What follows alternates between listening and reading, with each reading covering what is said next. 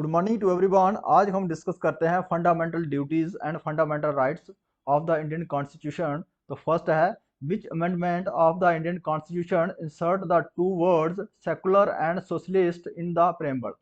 वो कौन सा अमेंडमेंट था जिसके तहत जो भारतीय संविधान में दो वर्ड ऐड किए गए थे, सेकुलर और सोशलिस्ट? कहाँ? प्रेम्बल में। तो कौन से अमेंडमेंट के जरिए किया गया था? तो कौन सा अमेंडमेंट था? 42। जो 42 अमेंडमेंट था, इसके हम मिनी कॉन्स्टिट्यूशन अमेंडमेंट भी कहा जाता है। इसको क्या कहते हैं? 42 अमेंडमेंट को मिनी कॉन्स्टिट्यूशन भी कहा जाता है। मिनी कॉन्स्टिट्यूशन भी कहा जाता है 42 अमेंडमेंट को। ये कब किया गया था? ये 42 अमेंडमेंट ये किया गया था 1976 में किया गया था। इसमें fundamental duties and fundamental rights insert किए गए थे। Fundamental duties and fundamental rights ये इंसर्ट किए गए थे भारतीय संविधान में। अगर 44 अमेंडमेंट की बात करें तो इसमें क्या हुआ था? ये कब हुआ था?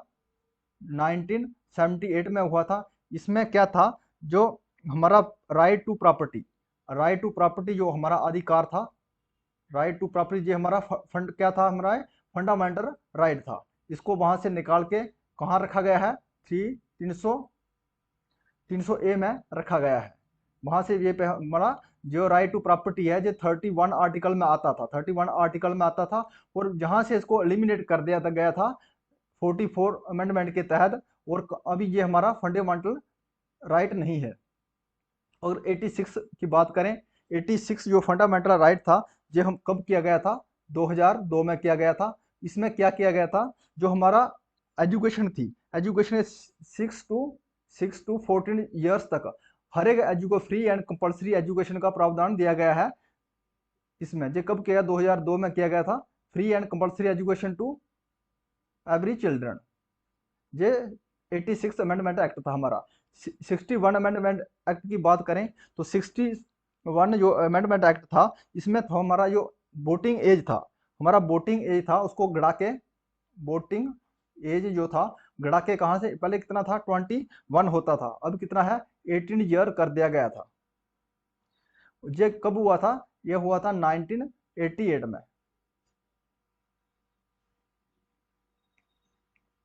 विच amendment act introduced change in the preamble to the Indian constitution? वो कौन सा अमेंडमेंट एक्ट था जो प्रेम्बल में चेंज की गई थी? जो आज तक जो प्रेम्बल में पहले एक ही अमेंडमेंट हुआ था, कब हुआ था? 42 अमेंडमेंट एक्ट 1976 में एक ही बार अमेंडमेंट हुआ है किसका? प्रेम्बल का। तो उसमें चेंज की गई थी।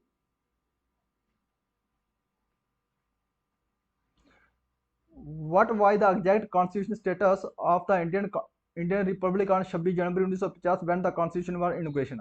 जब 26 जनवरी 1950 को ये कॉन्स्टिट्यूशन हमारा इनोग्रेशन हुआ था तो उसका जो स्टेटस क्या था? एक सोवरेन डेमोक्रेटिक पब्लिक था। ये सोवरेन डेमोक्रेटिक पब्लिक।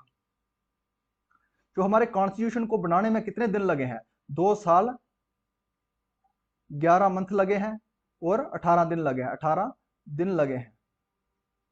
18 दिन लगे हैं। ये कंप्लीट कब हुआ था? हमारा जो कॉन्स्टिट्यूशन है कंप्लीट कब हुआ था? ये 26 नवंबर 1949 को कंप्लीट हुआ था। लेकिन जब लागू कब किया गया था? ये इनएक्टेड कब किया? 26 जनवरी 1950 को इनएक्टेड कब किया गया था? 26 जनवरी 1950 को ये लागू किया था, 1950 को। The right to property was removed from the list of fundamental right during the rule of, जो right to property जो था हमारा फंडामेंटल राइट था, इसको रिमूव किया गया था। और उस समय हमारे जो पीएम प्रधानमंत्री कौन थे? तो किसके समय में किया गया था? ये किया गया था मोरारजी देसाई के समय में। ये राइट टू प्रॉपर्टी जो था कौन से आर्टिकल में आता था उस समय? कौन से आर्टिकल में आता था? आर्टिकल 31 था। 31 आर्टिकल में रखा गया था राइट टू फंडामेंटल राइट। अब इसको वहां से हटा के कौन से कहां में रखा गया? 300 ए में रखा गया है। Who consider the right to constitutional remedy as the heart and soul of the Indian constitution? किसने कंसीडर किया है जो right to constitutional remedy, heart and soul? इसको हार्ट एंड सोल किसने क्या कहा? किसके द्वारा कहा गया था भारतीय संविधान को? किसने कहा था? डॉक्टर भीमराव अंबेडकर। डॉक्टर भीमराव अंबेडकर के द्वारा इसको कहा गया है heart and soul of the Indian constitution. वो कौन सा आर्टिकल में आता है? 32। 32 आर्टिकल है हमारा, इसको हार्ट एंड सोल कहा जाता था। अगर आपके फंडामेंटल जो राइट है इनका वायलेशन हो रहा है तो आप डायरेक्ट सुप्रीम कोर्ट में जा सकते हैं। सुप्रीम कोर्ट में आप अपील कर सकते हैं, सीधा जा सकते हैं। ये हमें अधिकार देता है 32 जो हमारा आर्टिकल है, ये अधिकार देता है। अगर आपके फंडामेंटल राइट का वायलेशन हो रहा है तो सीधा आप सुप्रीम कोर्ट में जा सकते हैं। तो इसी को हार्ट एंड सोल कहा गया था भीमराव अंबेडकर के द्वारा। Who was the guardian of the fundamental right enumerate in the Indian constitution. जो हमारा जो फंडामेंटल राइट का गार्जियन कौन है, तो कौन है हमारा guardian? Supreme court. Supreme court हमारे फंडामेंटल जो राइट है इनका गार्जियन है।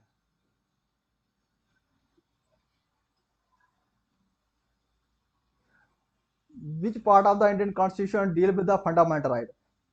जो हमारा फंडामेंटल राइट है ये कौन से पार्ट में आता है? तो फंडामेंटल राइट हमारे कौन से पार्ट में आता है? तो पार्ट थर्ड। ये हमारा फंडामेंटल राइट किस में आता है? पार्ट थर्ड में आता है। अगर पार्ट वन की बात करें तो पार्ट वन क्या है? पार्ट वन में कितने आर्टिकल आते हैं? कहां से? 1 से लेकर आर्टिकल 4 तक आते हैं। इसमें है यूनियन एंड इट्स टेरिटरीज। इसमें कौन से आर्टिकल है? Union and it's territories. और जो सेकंड है, सेकंड पार्ट में क्या आता है? आर्टिकल कौन से कब कहां से कहां तक आता है? आर्टिकल 5 से लेके 11 तक, 5 से लेके 11 तक। और इस आर्टिकलों में क्या है? Citizenship.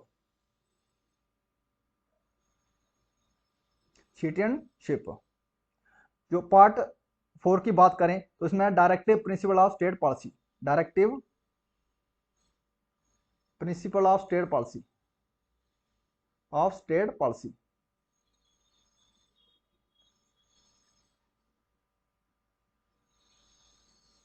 Which constitution amendment act delete the right to property from the list of fundamental right.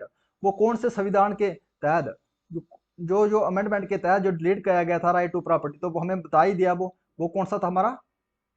Right to property वाला एक्ट कौन सा था? 44। जो 44 अमेंडमेंट एक्ट के द्वारा जो उसको डिलीट कर दिया गया था 44 1978 में। Right to education act 2002 was introduced in the to help which of the following group of society. जो राइट टू एजुकेशन था ये 2002 में अमेंडमेंट हुआ था। ये कौन सा एक्ट था? ये था 86 अमेंडमेंट एक्ट था। 86 अमेंडमेंट एक्ट था, ये 2002 में हुआ था। ये कौन से ग्रुप को फ्री एजुकेशन के लिए बोला गया था? कौन सी सोसाइटी के लिए, ग्रुप के लिए? तो एजुकेशन ऑफ एज, मतलब 6 से 14 साल की उम्र तक के एजुकेशन उसको फ्री दी जाएगी। बच्चों को free education and compulsory education दी जाएगी। जो हमारा जो राइट टू एजुकेशन जो क्या है, अभी कहाँ रखा गया है इसको? 21A में, 21A में रखा गया है इसको। अभी 21A में रखा गया है। और ये हमारा क्या है? कि फंडामेंटल राइट है। फंडामेंटल राइट है।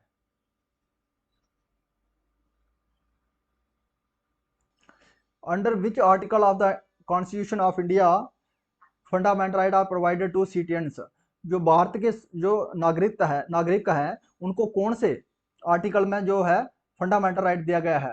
तो अधिकार कौन सा दिया गया है उसके? कौन से? हमें 12 से 35 तक आर्टिकल, जो 12 से लेके 35 तक ये हमारे जो इंडियन सिटीजन है उनके लिए फंडामेंटल राइट दिया गया है आर्टिकल। अगर एक और 4 से भी जो आर्टिकल है इसमें है union and it's territories.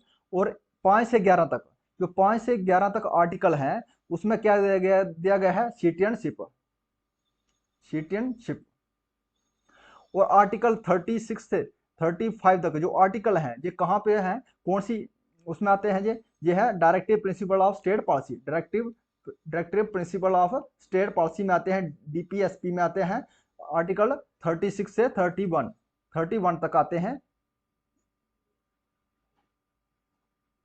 Which one of the following is not a fundamental right. इसमें फंडामेंटल राइट हमारा कौन सा नहीं है? तो राइट टू फ्रीडम, ये हमारा फंडामेंटल राइट टू इक्वलिटी, ये हमारा फंडामेंटल राइट है। राइट टू प्रॉपर्टी, ये हमारा फंडामेंटल राइट नहीं है। ये हमारा क्या है? ये फंडामेंटल ड्यूटी है। Fundamental right to property is not a fundamental right, it is a fundamental duty. Right to education to all children between age of 16 to 14 years, ये हमारा जो एजुकेशन का अधिकार दिया गया था, तो किसमें था ये हमारा क्या है, फंडामेंटल राइट है, जो आर्टिकल 31 में रखा गया है। आर्टिकल 21 ए में रखा गया है, जो हमारा फंडामेंटल राइट है कि 6 से 14 साल के बच्चों को फ्री और कंपल्सरी एजुकेशन देने का अधिकार। Which provision of the fundamental right is directly related to the exploration of children, वो कौन सा फंडामेंटल राइट है जो डायरेक्ट सीधा जो एक्सप्लोरेशन जो सा निषेध करता है चिल्ड्रन को, तो क्या है वो, कौन सा आर्टिकल है वो, article 24।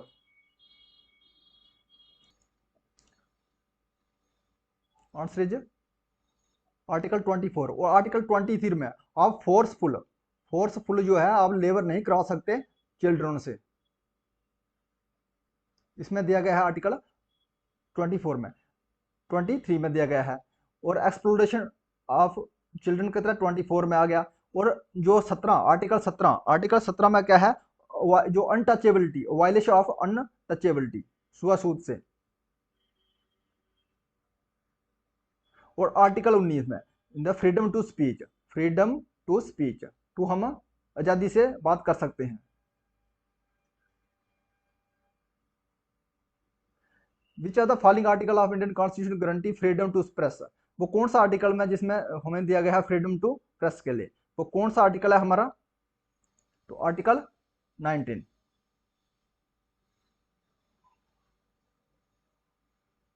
Which amendment to the Indian Constitution assert a new article or 21A provision right to education in the Constitution, तो किसके कौन सा वो अमेंडमेंट एक्ट था हमारा जिसमें जो एजुकेशन को 6 से 14 साल की बच्चे के फ्री एंड कंपल्सरी एजुकेशन देना है, उसको 21 फंडामेंटल राइट में दिया गया है, आर्टिकल है उसका 21। तो कौन से अमेंडमेंट में किया गया था, तो कौन सा अमेंडमेंट था वो, आर्टिकल अमेंडमेंट एक्ट 86, जो अमेंडमेंट एक्ट 86 हुआ था 2002 में।